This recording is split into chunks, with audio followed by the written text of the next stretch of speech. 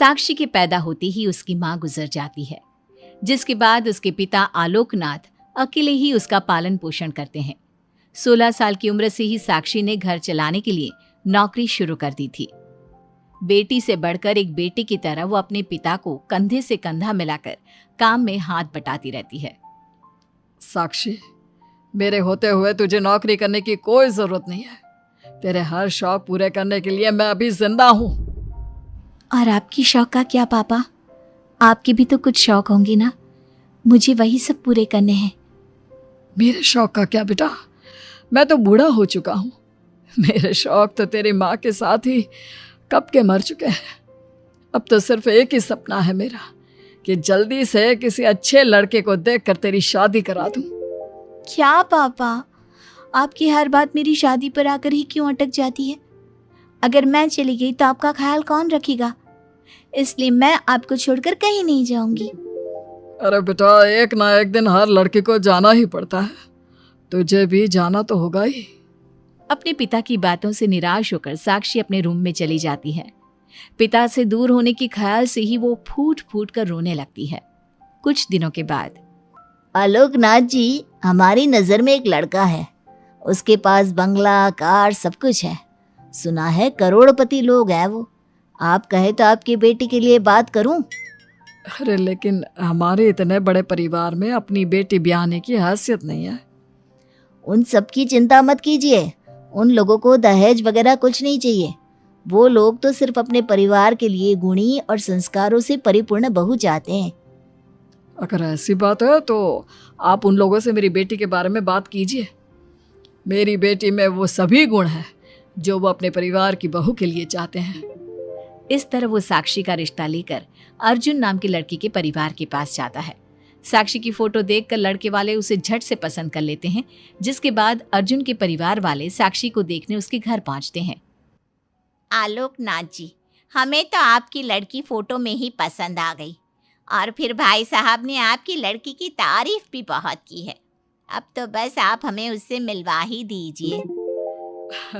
साक्षी बिटिया, बाहर आना तो। साक्षी। अपने पिता की आवाज सुनकर साक्षी तुरंत बाहर आ जाती है और एक एक करके सभी के पैर छूती है। आलोकनाथ जी, आपकी बेटी तो सच में बहुत गुणवान और संस्कारी लगती है। बिटिया, क्या क्या शौक है तुम्हारे? पापा, और अपनी ज़रूरतें पूरी करने के अलावा मेरे और कोई शौक नहीं है। आपने अपनी लड़की को सच में बहुत अच्छे संस्कार दिए हैं भाई साहब। इसे अपने घर की बहू बनाना तो हमारे लिए सौभाग्य की बात होगी। इस तरह सबकी राजी खुशी से अर्जुन और साक्षी की शादी भी हो जाती है। साक्षी की सास उसे एक माँ का भरपूर प्यार देती है और कभी उसे मायके की कमी महसूस नहीं होने देती। साक्षी बेटा, तू आराम कर। सुबह से घर के काम पर लगी है, थक गई होगी अब बिटिया। नहीं माँ, मैं ठीक हूँ, आप चिंता मत कीजिए। मैंने कहा ना, अपने रूम में जाकर आराम कर। अरे काम की टेंशन मत ले। अपनी सास की जिद के आगे हार मानकर साक्षी अपने रूम में चली जाती है। थोड़ी देर बाद उसका पति भी वहां पहुंच जाता है। साक्षी, तुमने मेरी रेड कलर की फाइल देखी क्या? जी नहीं, मैंने तो आपकी कोई फाइल नहीं देखी। साक्षी, तुमसे मेरी एक फाइल तक नहीं संभाली जाती। 1000 बार बोला है तुमसे कि मेरे सामान को हाथ मत लगाया करो। मेरी सुनती ही कहाँ हो तुम? माँ ने बहुत सर पर चढ़ा रखा है तुम्हें। अर्जुन के इतना कहते ही साक्षी रोने लगती है।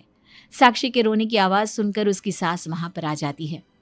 साक्षी बेटा, क्यों रो रही है? इस नालायक ने कुछ किया है क्या? साक्षी अपनी सास मीना को सारी बात बताती है। क्यों?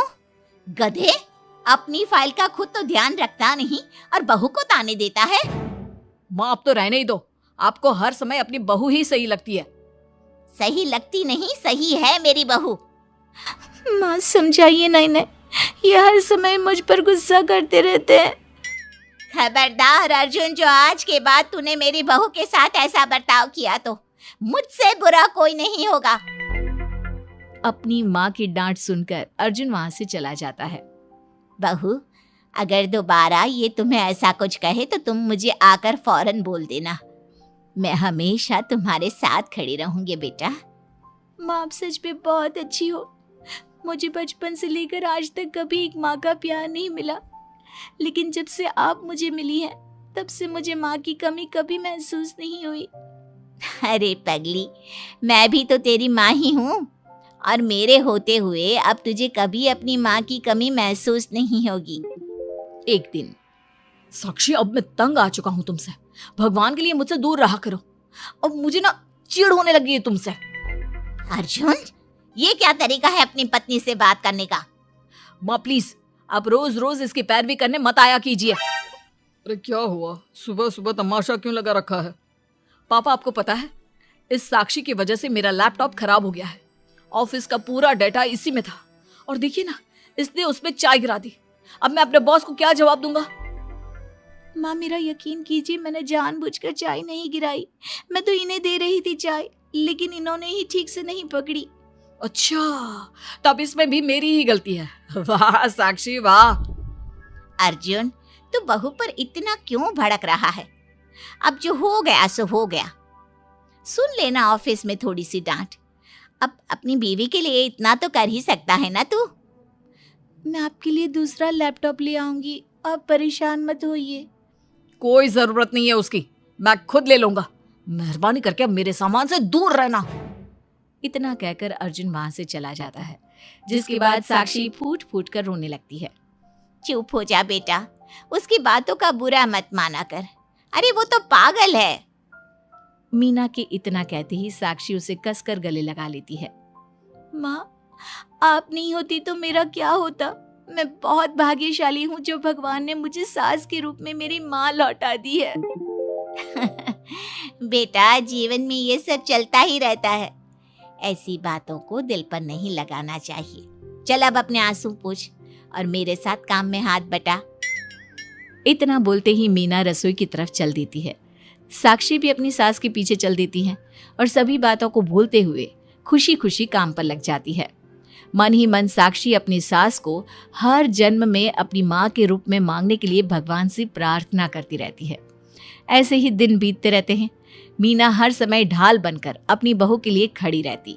तभी एक दिन पड़ोसी, मीना, तूने अपने बेटे के लिए यह कैसी बहू चुनी है जिसकी माँ उसके पैदा होते ही गुजर गई? अरे ये तो कुलक्षणी है। ऐसों के घर का तो पानी भी नहीं पीना चाहिए, और तूने उस घर से लड़की चुन ली। ये सब फालतू बातें हैं, ऐसा कुछ नहीं होता। मीना, तूने उस बिन माँ की बहू को बहुत सर पर चढ़ा कर रखा है। अभी भी वक्त है, संभाल ले उसे। कहीं ऐसा ना हो कि तेरे हाथों से फिसल जाए तेरी बहू। ये तुम लोग क्या बोल रही हो? मेरी बहू बाकी बहू जैसी नहीं है, वो तो कोहिनूर से भी कीमती है मेरे लिए। हमारा काम था तुझे समझाना। बहू को कभी भी बेटे से बढ़कर प्यार नहीं देना चाहिए, वरना उन्हें बिगड़ते देर नहीं लगती। और यहाँ तो तेरी बहू बिन माँ के पली बड़ी है। न जाने उसके बाप ने कैसे संस्कार दिए होंगे उसे। चुप करो तुम लोग, मैं अच्छे से समझती हूँ तुम लोग मुझे मेरी बहू के खिलाफ भड़काना चाहते हो। देख मीना, हम तेरी सहेलियां हैं, तुझे भड़काकर हमें कुछ नहीं मिलने वाला, लेकिन बहू को इतना सर पर चढ़ाना ठीक नहीं। हमारा काम तो सिर्फ तुझे आगाह करने का था, बाकी मानना न मानना तेरी मर्जी।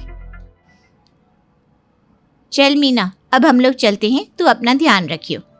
इतना बोलकर सभी लोग वहां से चले जाते हैं, जिसके बाद मीना घंटों तक सोच में डूब जाती है और अपने बहू के प्रति इतनी सारी बातें सुनकर कहीं ना कहीं उसके मन में भी साक्षी के लिए हीन भावना जन्म लेती है। तभी वहां पर साक्षी भी आ जाती है। माँ जी, ये लीजिए चाय। रख दे और जा। क्या हुआ माँ जी, आप कुछ उखड़ी उखड़ी सी लग रही हैं। कहाँ ना जाए यहाँ से, एक बार में तुझे सुनाई नहीं देता क्या? अपनी सास का बदला सा व्यवहार देख साक्षी तुरंत वहां से चली जाती है। अगले दिन, बहू, बहू, कहाँ चली गई? साक्षी! जी माँ जी।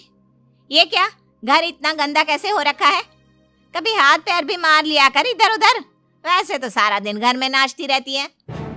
मैं अभी पूरा घर अच्छे से साफ कर देती हूँ माँ जी।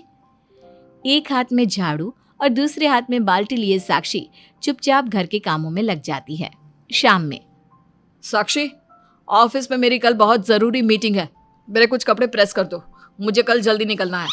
जी अभी कर देती हूँ। साक्षी अर्जुन के कपड़े प्रेस कर ही रही होती है, तभी उसके ससुर उसे आवाज लगा देते हैं, जिस पर वो भागते हुए उनके पास जाती है। और थोड़ी देर बाद जब रूम में आती है तो वो देखती है कि अर्जुन के कपड़े बुरी तरह से जल चुके थे। मैंने कहा था ना तुमसे कि कल ऑफिस के मीटिंग में मुझे यही कपड़े पहनने हैं, उसके बाद भी तुमने मेरे कपड़े जला दिए। मुझे माफ कर दीजिए, मुझसे गलती हो गई। ये कोई छोटी मोटी गलती नहीं है, समझ में आ रहा है तुम्हें? शोर की आवाज सुनकर अभय और मीना भी वहां पहुंच जाते हैं। क्या हुआ, तुम दोनों लड़ क्यों रहे हो? पापा देखिए ना, इसने मेरी नई शर्ट जला दी जो मैं कल मीटिंग में पहनने वाला था। बेटा उसे मैंने ही आवाज दी थी, इसलिए वो शायद जल्दबाजी में प्रेस का बटन बंद करना भूल गई होगी। पापा अब आप भी माँ की तरह इसका साथ दे रहे हैं। अर्जुन, इस बार तू सही है और बहू गलत। आखिर वो इतनी लापरवाह हो कैसे सकती है? माँ जी प्लीज मुझे माफ कर दीजिए। अब तुम्हारी सजा ये है कि अभी और इसी वक्त तुम मेरे बेटे के लिए हूबहू ऐसी ही शर्ट ढूंढ कर ले आओ। जाओ। तुम्हारा दिमाग खराब हो गया है क्या? इस समय कहाँ जाएगी हमारी बहू? और अब तो सारी दुकानें भी बंद होने वाली होंगी। अगर दुकानें बंद हो भी गई होंगी तो उसे खुलवाकर मेरे बेटे के लिए शर्ट लेकर आओ। माँ रहने दीजिए, इन सब की कोई जरूरत नहीं है। पापा ठीक कह रहा है, इस समय कहाँ जाएगी ये? मैं कोई दूसरा शर्ट पहन लेता हूँ। मैंने जो कह दिया सो कह दिया। अब गलती इसने की है तो सुधारना भी इसे ही पड़ेगा। जाकर शर्ट लेकर आओ। मीना की बातें सुनकर साक्षी रोते हुए वहां से चली जाती है और रात के 10 बजे तक पति के लिए दुकानों पर जाकर कपड़े ढूंढती रहती है। थक हार कर करीब 12 बजे साक्षी कपड़े लेकर घर पहुंचती है। अर्जुन की ऑफिस के मीटिंग के लिए तुम्हें हूबहू वैसे ही कपड़े मिले या नहीं? ये रहे कपड़े मम्मी जी। साक्षी अपनी सास को कपड़े देकर जा ही रही थी कि मीना उसके हाथ में चोट देखती है। ये चोट कैसे लगी तुझे? पता नहीं, जल्दबाजी में शायद किसी चीज से लग गई होगी। इतनी बड़ी हो गई हो, अब अपना ध्यान रखना कब सीखोगी? आप तो जानती ही हैं माँ, मैं बिन माँ की पली बड़ी हूँ। माँ के ना होने के कारण मेरे सर पर इतनी जिम्मेदारियाँ थी जिन्हें निभाते निभाते मैं खुद का ख्याल रखना ही भूल गई। लेकिन आप जानती हैं माँ, मुझे अब भगवान से कोई गिले शिकवे नहीं है, क्योंकि भले ही उन्होंने मुझसे एक माँ छीनी है, लेकिन उन्होंने आपको मुझे दिया है और अब आप ही मेरी माँ हैं। इतना कहकर साक्षी माँ से चली जाती है। साक्षी की बातों को सुनकर मीना को भी अपने कहे और अपनी गलतियों पर पछतावा होने लगता है, इसलिए वो बिना खाए पिए ही सो जाती है। अगले दिन, माँ जी कल का सारा खाना तो ऐसे ही पड़ा है, आपने अच्छे से खाना नहीं खाया था क्या? मुझे भूख नहीं थी कल। साक्षी अपनी सास के दर्द को समझ जाती है और उसका हाथ पकड़ते हुए कहती है, चलिए माँ जी, मैंने आपके लिए आपके फेवरेट छोले भटूरे बनाए हैं। आपने कल रात से कुछ नहीं खाया था ना, इसलिए सुबह उठते ही मैंने पहले आपके लिए खाना बनाया है। खाना तो तूने भी नहीं खाया होगा ना, चल जाकर पहले तू खा ले। माँ जी क्या हम साथ बैठकर खाना नहीं खा सकते प्लीज? बहुत दिन हो गए हैं। साक्षी के इस तरह बोलने से मीना का दिल पिघल जाता है और वो मान जाती है। साक्षी मीना के लिए खाना लगाती है, जिसका पहला निवाला मीना अपनी बहू को खिलाती है। मुझे माफ कर दे बेटा, मैं जानती हूँ पिछले कुछ दिनों से मैंने तुझे बहुत चोट पहुँचाई है, हो सके तो मुझे माफ कर देना। नहीं नहीं माँ जी, आपका पूरा हक है मुझे डांटने का। मुझे आपकी किसी भी बात का कभी बुरा नहीं लगा। अपनी सहेलियों की बातों में आकर मैंने अपने दिल में तेरे लिए नफरत पाल ली थी, लेकिन कल जब तुझे रोते बिलखते देखा तो मेरी ममता फिर से लौट आई। मुझे माफ कर दे बेटा, मैं एक अच्छी सास नहीं बन सकी। किसने कहा आपसे कि आप अच्छी सास नहीं हैं?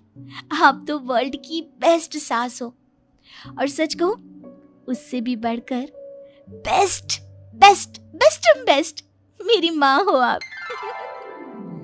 इतना कहकर साक्षी अपनी सास को गले लगा लेती है और उसके बाद दोनों पहले की ही तरह हंसी खुशी साथ रहने लगते हैं।